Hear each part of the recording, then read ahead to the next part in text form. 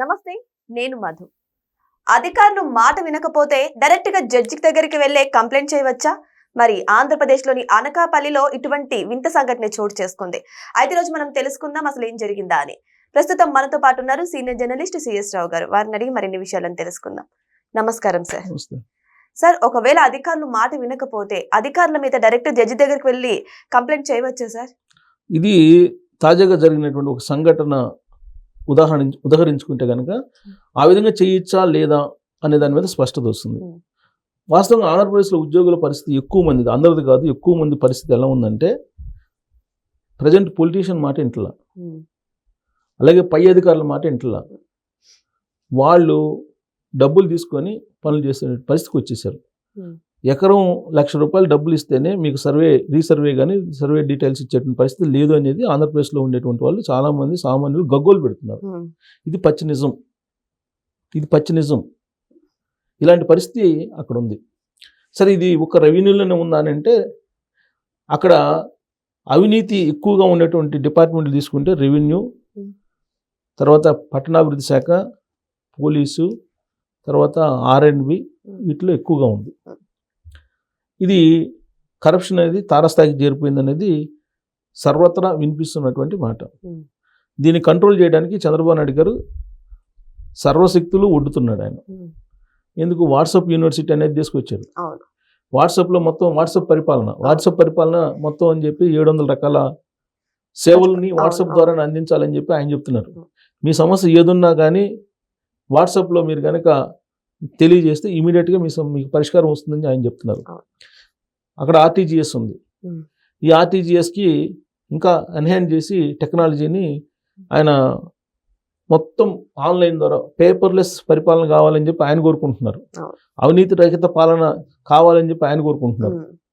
కానీ అధికారులు మాత్రం ఆయనకి సహకరించిన పరిస్థితి లేదు అనేది క్షేత్రస్థాయిలో అనేక మంది చెప్తున్నటువంటి అభిప్రాయం. సరే, ఇది నమ్ముదామా అని అంటే తాజాగా అనకాపల్లిలో జరిగినటువంటి ఒక సంఘటన తీసుకోవచ్చు. అనకాపల్లి జిల్లా జడ్జి నారాయణ గారు ఆయన పేరు. ఆయన ఆ కోర్టు ఆవరణలో టాయిలెట్స్ నిర్మాణం జరుగుతుంది. అక్కడికి R&B అధికారులతోటి, ఉన్నతాధికారులతోటి, EE తోటి, SE తోటి కలిసి వెళ్ళారు. ఆయన EE పేరేదో ఉంది, సుధాకర్ అని SE, ఇంకొక అతని పేరు కూడా ఉంది, ఈ పేరు కూడా. వాళ్ళిద్దరు కలిసి జడ్జి తోటి వెళ్ళారు. ఈ సాంబశివరావు, సుధాకర్, SE వీళ్ళిద్దరూ జడ్జి తోటి వెళ్ళారు. అక్కడ కోర్టు ఆవరణలో టాయిలెట్స్ కడుతుంటే మీరు లేడీస్కి సపరేట్గా, జెంట్స్కి సపరేట్గా కట్టండి, 2 కంబైన్ చేసి కట్టారు, అలాగే వాటి చుట్టూ ప్రహరీ కట్టండి అని చెప్పి ఆయన ఆదేశాలు జారీ చేశారు. ఎవరికి? ఈకను SEకి. SE అంటే జిల్లాకి మొత్తానికి అతనే ఉంటాడు. SE కింద E ఉంటారు, ఈ కింద AE ఉంటాడు. ఇది వాళ్ళ హైరార్కీ. వాళ్ళేమన్నారు, సార్ మాకు AE మాట వింటలేదు అని చెప్పేసి వాళ్ళు జడ్జికి చెప్పారంట. చెప్తే దాని మీద కంప్లైంట్ చేయండి, నేను విచారిస్తానని చెప్పి జడ్జి అన్నాడంట. ఇది జరిగింది. ఈ సంఘటన చూస్తే అధికారులు కనుక మాట్లాడకపోతే ఇమీడియట్గా జడ్జికి కంప్లైంట్ చేయొచ్చా?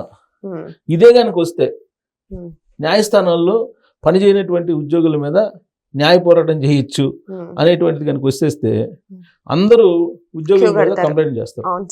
ప్రతి ఉద్యోగి మీద ఆల్మోస్ట్ 190 మంది ఉద్యోగుల మీద న్యాయస్థానాల్లో ఖచ్చితంగా పిటిషన్లు వేస్తారు. జనరల్గా అక్కడ ఉన్నట్టు AE అసిస్టెంట్ ఇంజనీర్ AE పర్యవేక్షిస్తాడు. క్షేత్రస్థాయిలో ఉండేటువంటి పనులని AE పర్యవేక్షించాలి. నాణ్యత ఎలా ఉంది, డిజైన్ ప్రకారం కడుతున్నారా లేదా, వాళ్ళు ఏ మెటీరియల్ వాడుతున్నారు, ఏమి వాడాలని చెప్పి ఆ కాంట్రాక్ట్లో పొందుపరిచారు, ఇవన్నీ పర్యవేక్షించాల్సింది AE. అతను ఏం చేస్తాడు, కాంట్రాక్టర్తో కొమ్మకి అయిపోయి నాసిరకమైన నిర్మాణాలకి బిల్స్ చేసేస్తాడు. కొన్ని సందర్భాల్లో అసలు పనే చేయకుండా బిల్స్ చేసినటువంటి మహానుభావులు కూడా ఉన్నారు, చాలా మంది ఉన్నారు. ఇప్పుడు అదిగో ఈ కూటమి ప్రభుత్వం వచ్చిన తర్వాత గతం ప్రభుత్వం తాలూకు బిల్లులు కొన్ని క్లియర్ చేశారు. వాటిలో అసలు పనులే జరగకుండా పనులు జరిగినట్టు బిల్స్ ఇచ్చారంట. దానికి ఫండ్స్ కూడా ఇచ్చారు వీళ్ళు, ఇప్పుడున్నటువంటి కూటమి ప్రభుత్వం. అయితే ఇక్కడ ఒకవేళ నాసిరకం పనులకి బిల్స్ ఇవ్వటం క్లియరెన్స్ ఇవ్వటం జరిగితే ఇమీడియట్ గా చెక్ చేయాల్సింది ఎవరు? చెక్ చేయాలి, ఈ అధికారి పైన అధికారి చెక్ అవును. చేయాలి. పైన అధికారి ఒకవేళ చేయలేదు అనుకో, కూడా చేయలేకపోయినా ఎస్సీ ఉంటాడు. అవును ఎస్సీ ఈని అడగాలి, ఏఈని అడగాలి. అవును. ఇప్పుడు వాళ్ళిద్దరు ఏం చెప్తున్నారు? ఏఈ మా మాట ఇంట్లేదని చెప్తున్నారు. ఎవరికి చెప్తున్నారు? జడ్జి జడ్జి చెప్తున్నారు. చెప్తున్నారు.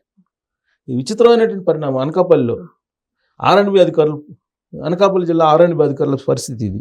ఉమ్, మరి రాష్ట్ర వ్యాప్తంగా అలానే ఉన్నారంటే చాలా చోట్ల, ఒక ఆర్ఎండ్బిలోనే కాదు, రెవెన్యూలో అదే పరిస్థితి ఉంది, పట్టణాభివృద్ధి శాఖలో అదే పరిస్థితి ఉంది, అన్ని డిపార్ట్మెంట్లో ఆల్మోస్ట్ అదే పరిస్థితి ఉంది. ఉమ్, ఎందుకు ఉంది అని అంటే ఇవాళ పరిస్థితి మొత్తం చంద్రబాబు నాయుడు గారేమో పొలిటికల్ గవర్నెన్స్ అంటున్నారు, ఆడేమో ఎమ్మెల్యేలు మాట అధికారులు వినే పరిస్థితి లేదు, అవును. అధికారులు కింది స్థాయి అధికారులు ఏమో పై స్థాయి అధికారులు మాట వినే పరిస్థితి లేదు. ఎస్ఐ సిఐ మాటిలో, సిఐ డిఎస్పీ మాటింట్లో. పోలీస్ డిపార్ట్మెంట్ అంటే క్రమశిక్షణ, అవును. మిగతా డిపార్ట్మెంట్లకి దానికి అసలు హైరార్కీలో కానీ డిసిప్లిన్ కానీ వాళ్ళకు ఉండేటువంటి మార్గదర్శకాలు కానీ డిఫరెంట్గా ఉంటాయి. అవును.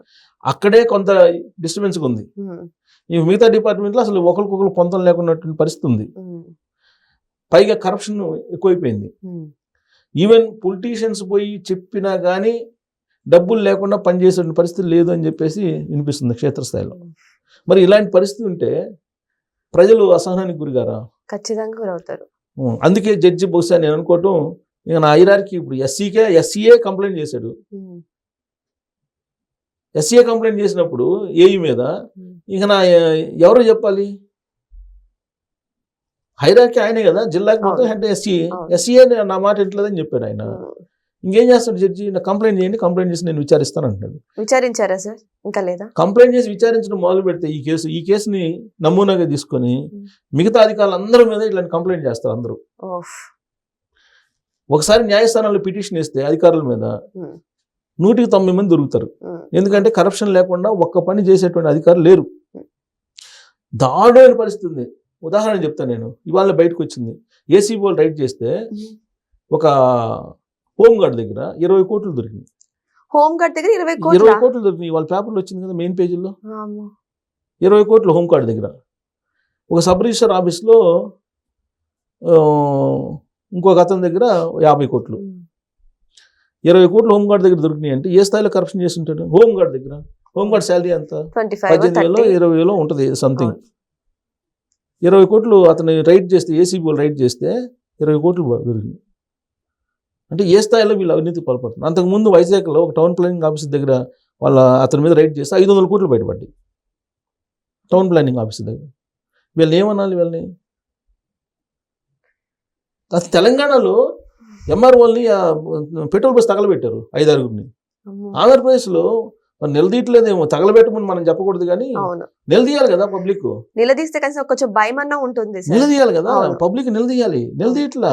వాళ్ళు 1,00,000 రూపాయలు అడిగితే ఎకరాకి నేనేం తప్పు చేశాను, నా భూమి నాది, నా భూమి నాకు ఇవ్వడానికి మీరెందుకు డబ్బులు అడుగుతున్నారని చెప్పి నిలదీయాలి కదా.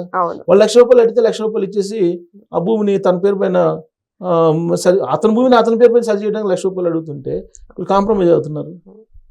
పబ్లిక్ తిరగబడాలి, పబ్లికే చూసుకుంటారని చెప్పి చంద్రబాబు నాయుడు గారు కూడా అన్నారు ఈ మధ్య రివ్యూ మీటింగ్ లో. నేను ఒత్తిడి చేసుకొస్తున్నాను అయినా కానీ మీరు వినట్లేదు, పబ్లికే చూసుకుంటారు ఇక అని చెప్పి కూడా ఆయన కూడా అసహనం వ్యక్తం చేశారు. మరి వీళ్ళు ఎంప్లాయీసా? వీళ్ళు ఏమనాలి? వీళ్ళని అవినీతి పనులు. హోంగార్డ్ దగ్గర 20 కోట్లు దొరికినాయి అంటే ఆంధ్రప్రదేశ్ ఉద్యోగులు ఏమనుకోవాలి? ఆంధ్రప్రదేశ్ అందరినీ కాదు, అదేమంటే అందరిని అంటారు. అదేమంటే ఇప్పుడు ఏమంటారు? పొలిటీషియన్స్ దోసుకోవట్లేదు అంటున్నారు. ఇది ఒక ఫ్యాషన్ అయిపోయింది. దొంగను పట్టుకుంటే నాకన్నా గజ దొంగ ఉన్నాడు కదా, నన్ను ఎందుకు పట్టుకుంటారు అని చెప్తే చట్టం ఒప్పుకుంటుందా? కాదు కదా. ఇప్పుడు ఉద్యోగులు 190 మంది లంచగొండ్లు ఉన్నారు. వీళ్ళకి ఎట్ట మనసు వస్తుందో అర్థం కావట్లా. జనం ఎంత ఇబ్బంది పడుతున్నారు అసలు. ఏ విధంగా వాళ్ళు 24 గంటలు పనిచేసినా కానీ వాళ్ళు బతకలేని పరిస్థితిలో ఉన్నారు. ఇవన్నీ అర్థం కావట్లేదు వాళ్ళకి. నెల జీతం వస్తుందా లేదా, పోనీ జీతం తీసుకుంటున్నారు, జీతం ఇది వస్తుంది కదా మనకి ఇస్తున్నారు కదా ప్రజలు అనేటువంటి భావం లేదు. ఎక్కడ దొరికిద్ది, ఎక్కడ సెటిల్మెంట్ చేద్దాం, ఎక్కడ పంచుకుందాం, ఇదే కార్యక్రమంలో ఎక్కువ మంది ఉన్నారు. ఉన్నోళ్ళ దగ్గర దోచుకున్నా పర్లేదు కానీ లేనోళ్ళ దగ్గర దోచుకుంటే ఏమొస్తుంది సార్? ఎవరైనా దోచుకునేవాడికి ఎవరైనా ఒకటే. వ్యభిచారికి ఉన్నోడేంది లేనివాడేంది ఎవరైనా ఒకటే. ఆ టైప్లో ఉంది అది. అక్కడ అవినీతి పరులైనటువంటి వాళ్ళని ఇన్ని మాట్లాడినా కానీ వాళ్ళ బుద్ధి కుక్కతో వంకర అన్నట్టు ఉంది. సో ఈ అవినీతి పరుల్లో మార్పు రావాలంటే ఖచ్చితంగా ప్రజల్లోనే ఫస్ట్ మార్పు రావాలి. ప్రజలు ఎప్పుడైతే ప్రశ్నించడం మొదలు పెడతారో, ఎప్పుడైతే ప్రజలు నిలదీయడం మొదలు పెడతారో అప్పటి నుంచే ఈ అధికారులు కూడా మార్పు వస్తుంది. మరి వెయిట్ చేసి చూద్దాం రానున్న రోజుల్లో మరి ఇందులో ఏమైనా మార్పు వస్తుందా, ప్రజల్లో ఐకమత్యం వస్తుందా, వెయిట్ చేసి చూడాల్సిందే. Thank you so much. Thank you.